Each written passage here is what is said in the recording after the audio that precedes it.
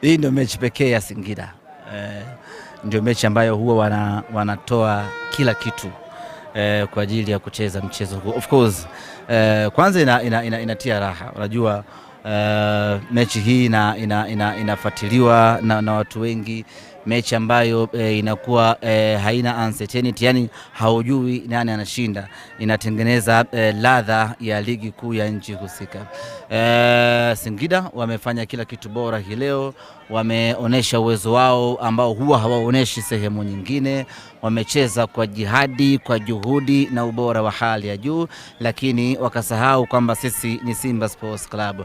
Utanengeneka, lakini mwisho siku lazima tutakufunga tu. Hii ni Simba ambayo imejaa watu bora kweli kweli, ni Simba ambayo imejaa wachezaji wenye vipaji vikubwa.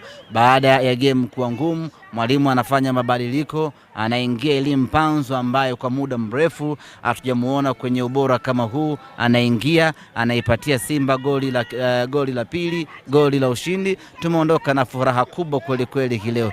Kuna raha ya kupata ushindi kwenye ligi kuu ya NBC, lakini kuna raha ya kumfunga Singida kwa sababu maumivu yake yanasambaa. Yani maumivu yanatoka hapa Singida yanasambaa kwenda mpaka maeneo mengine ya nchi hii.